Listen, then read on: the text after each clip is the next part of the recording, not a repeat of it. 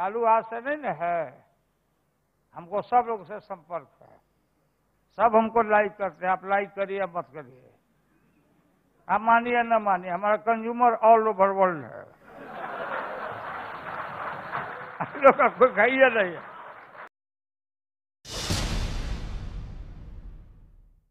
इन लोगों को कोई पूछता ही नहीं है। जलन इसी बात का ना है कि जिन्हें जा लड़की सब औरत सब लालू से सेल्फी करती है। हमको सेल्फी लेंगे सर, हमको ले लो, लेकिन मिसयूज मत करना बेटे, ये बात है। मार सारा लड़ाई सारा इलेक्शन ये लोग लड़ रहा है जादुओं को कैसे भी, यादव लोगों को कैसे छितरा दे। यादव छितराने वाला है। यादव जी लोग का हम लोग का करेक्टर है कि हारत हुरा जीतत थूर जाने माने वो माने देहाती बात है, ये काम हम लोग नहीं करेंगे।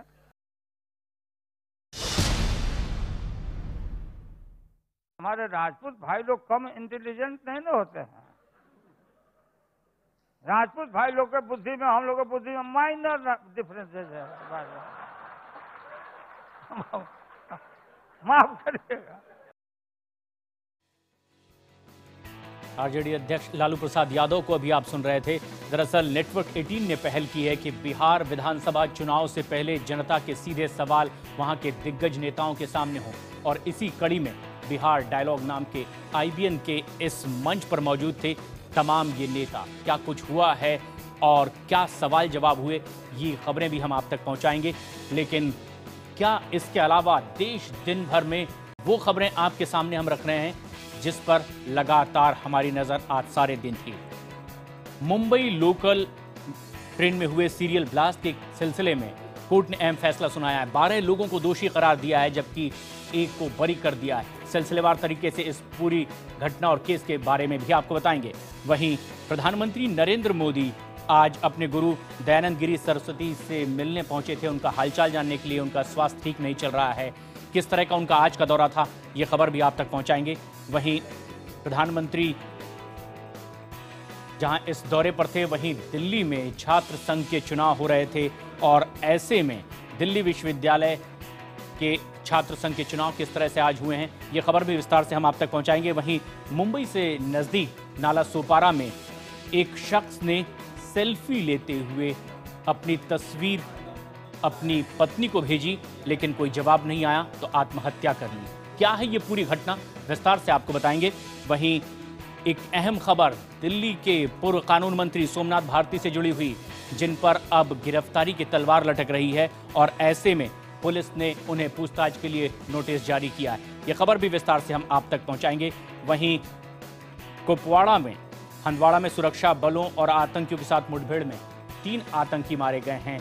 क्या कुछ हो रहा है यहाँ पर, ये खबर विस्तार से देखिएगा देश दिन भर में। लेकिन सबसे पहले बात मुंबई के उस हादसे की जब एक के बाद एक साथ बम धमाके हुए थे और इसमें कईयों ने अपनी जान गंवाई थी। और इस सीरियल ब्लास्ट धमाके में 13 आरोपी बनाए गए थे, जिनमें कि 12 को आज कोर्ट ने दोषी करार दिया है और एक को बरी कर दिया है। 11 जुलाई 2006 को 11 मिनट के भीतर 7 धमाकों में मुंबई दहराने वालों को आज मकोका कोर्ट ने दोषी करार दिया। ब्लास्ट शाम 6:24 से लेकर 6:35 के बीच हुए थे। ये वो वक्त था जब मुंबई के लोकल ट्रेनों में लाखों पैसेंजर काम के बाद घर लौटते हैं। इसी मामले में मकोका कोर्ट ने 12 आरोपियों को IPC की धारा 120B, 302 और मकोका की धारा के तहत दोषी पाया गया, जबकि अब्दुल वाहिद नाम के एक आरोपी को बरी कर दिया गया है। दोषियों की सजा का ऐलान सोमवार को होगा।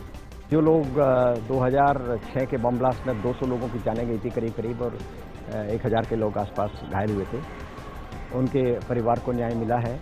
और ATS ने जो इन्वेस्टिगेशन किया था, लोगों ने बीच में उसमें कुछ डाउट पैदा किए थे, कुछ करने की कोशिश की गई थी, उसका आज उत्तर मिल गया है। जो भी आरोपी पकड़े गए 12, उनको आरोप सिद्ध हो गए, ये जान के थोड़ी खुशी हो गई है। और मेरे हिसाब से उनको फांसी की सज़ा होनी चाहिए, मैं सरकार की तरफ से मांग कर रहा हूँ।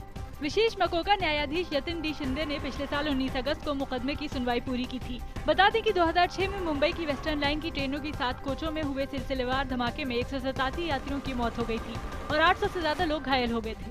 बम फर्स्ट क्लास के कंपार्टमेंट्स में प्रेशर कुकर में प्लांट किए गए थे। 2006 की आतंकी घटना है, लेकिन तब से लेकर अब तक भी पाकिस्तान अपनी हरकतों से बाज नहीं आ रहा है। इसी कड़ी में सीज फायर पर चर्चा के लिए यहां पाकिस्तान की पाक रेंजर्स का डेलीगेशन बीएसएफ के डीजी स्तर की चर्चा कर रहा था, तो वहीं सीमा पर एक बार फिर से पाकिस्तान की नापाक हरकत देखने को मिली। कुपवाड़ा के हंदवाड़ा में सुरक्षा बलों के साथ मुठभेड़ में 3 आतंकी मारे गए, जबकि सेना के 2 जवान शहीद हो गए हैं। एक सूचना के आधार पर सुरक्षा बलों ने हंदवाड़ा में गुरुवार देर रात तलाशी अभियान शुरू किया। इसी दौरान इलाके में छुपे आतंकियों ने गोलीबारी शुरू कर दी। गुरुवार को बीएसएफ और पाक रेंजर्स के बीच डीजी लेवल के बातचीत में पाकिस्तान की ओर से सीजफायर पर सहमति बनी थी, लेकिन इसके कुछ ही घंटों बाद हंदवाड़ा में फायरिंग शुरू हो गई। सिर्फ इतना ही नहीं, पाकिस्तान की ओर से बीएसएफ की कुछ पोस्टों पर फायरिंग की भी खबरें हैं। इधर दिल्ली में मेजर जनरल उमर फारूक बुर्की की अगुवाई में पाक रेंजर्स ने आज गृह मंत्री राजनाथ सिंह से मुलाकात की। इस दौरान राजनाथ सिंह ने पाकिस्तानी रेंजर्स को भरोसा दिलाया कि सीमा पर पहली गोली कभी भी भारत की ओर से नहीं दागी जाएगी।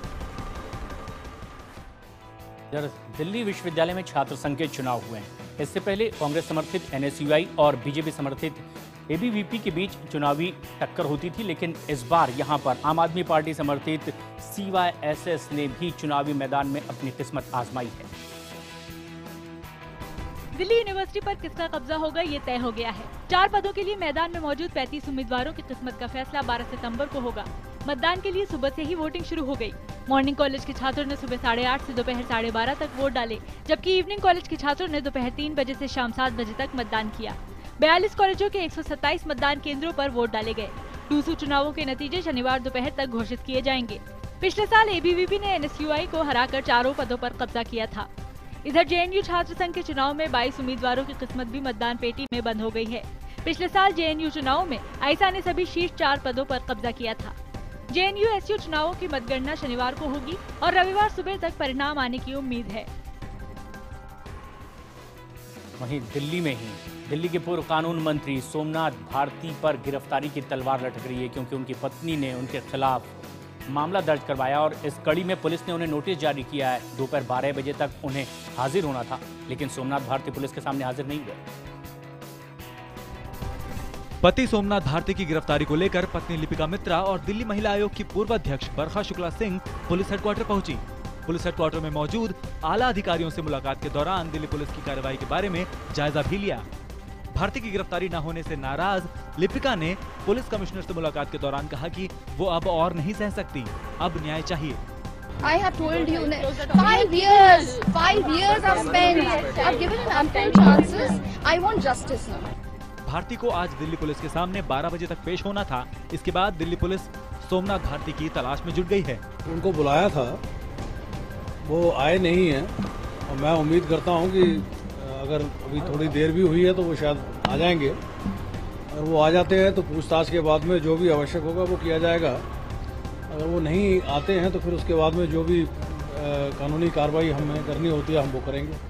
उधर सोमनाथ भारती गिरफ्तारी से बचने के लिए अग्रिम जमानत याचिका दाखिल कर सकते हैं।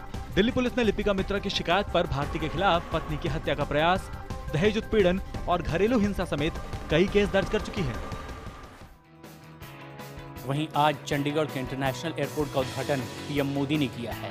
इस सिलसिले में प्रशासन ने व्यवस्था को देखते हुए यहाँ के स्कूल बंद कर दिए थे। इस बात की जानकारी जब पीएम मोदी को लगी तो उन्होंने इसके लिए माफी मांगी।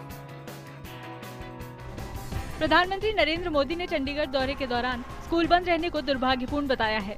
पीएम के दौरे को लेकर की गई तैयारियों के तहत प्रशासन ने स्कूलों को भी बंद रखा था। पीएम ने ट्विटर पर लिखा था कि मेरी यात्रा के दौरान लोगों को जो दिक्कत हुई, खासतौर पर स्कूलों को बंद रखा गया, वो खेदजनक है। इसे नजरअंदाज किया जा सकता था। दूसरे ट्वीट में मोदी ने लिखा था कि उसकी जांच कराई जाएगी और जिसकी वजह से भी चंडीगढ़ की जनता को तकलीफ हुई है उसकी जिम्मेदारी तय की जाएगी। प्रधानमंत्री ने आज चंडीगढ़ में 939 करोड़ की लागत से बनकर तैयार हुए अंतर्राष्ट्रीय हवाई अड्डे का उद्घाटन कर इसे देशवासियों को समर्पित किया। इसके बाद वो पीजीआई के दीक्षांत समारोह में पहुंचे, जहां उन्होंने बच्चों को डिग्रियां बांटी।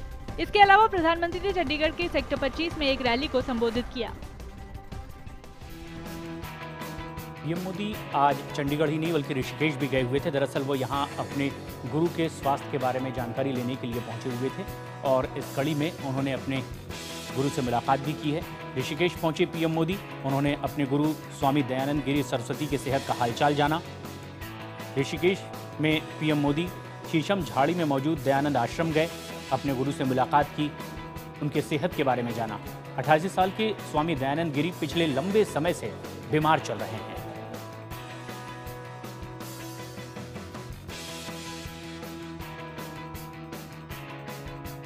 पीएम मोदी की महत्वाकांक्षी योजना है नमामि गंगे और ऐसे में जबकि केंद्र सरकार गंगा की सफाई के लिए राज्य सरकारों से भी बातचीत कर रही है, ऐसे में कई धार्मिक संगठन भी अब इसके सहयोग के लिए आगे बढ़ रहे हैं और इसी कड़ी में अमृतानंदमयी मठ की ओर से भी 100 करोड़ रुपए का दान दिया गया है नमामि गंगे योजना के लिए।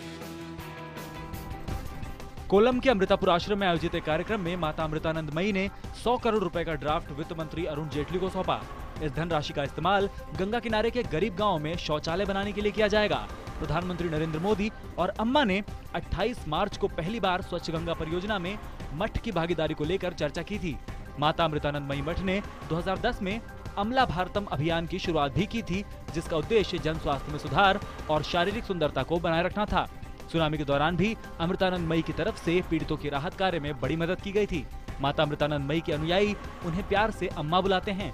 वो भारत की सबसे अमीर महिला योगी हैं। अम्मा की कुल संपत्ति 1000 करोड़ रुपए से ज्यादा बताई जाती है।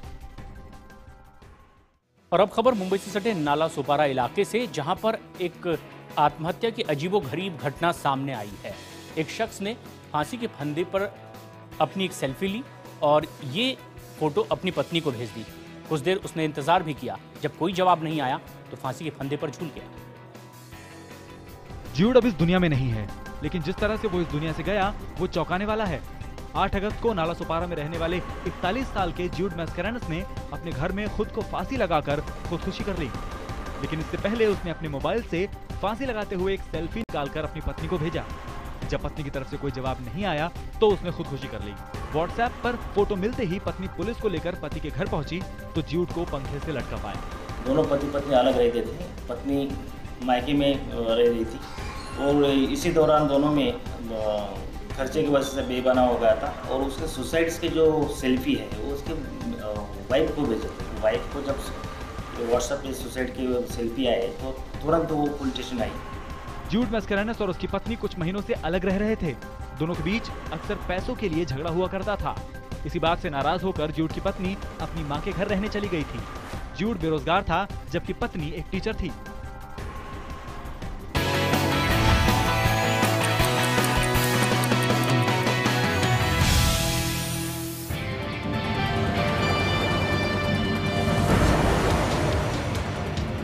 बेहद अहम खबर इस वक्त आ रही है मुंबई से, जहां पर एक स्कूल के प्रिंसिपल को गिरफ्तार किया गया है। आरोप है छात्राओं के साथ छेड़छाड़ का। यह स्कूल मुंबई के अंधेरी में है और प्रिंसिपल पर पहली क्लास और तीसरी क्लास की छात्राओं के साथ छेड़छाड़ का आरोप है। इस घटना के बाद अभिभावकों का गुस्सा भी दिखा और स्कूल के बाहर इन्होंने जमकर प्रदर्शन किया और इसके बाद आखिरकार पुलिस ने कार्रवाई की और स्कूल के प्रिंसिपल को गिरफ्तार कर लिया गया है।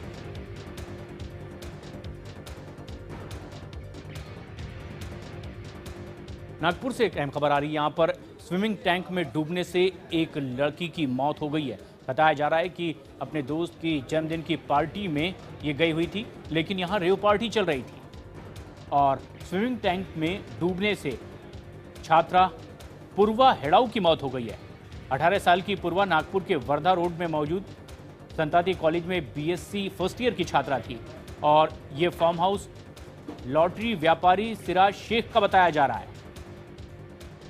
बेटी का शव स्विमिंग टैंक में जब मिला तो पिता ने इसकी शिकायत की है और हत्या की आशंका जाहिर की है।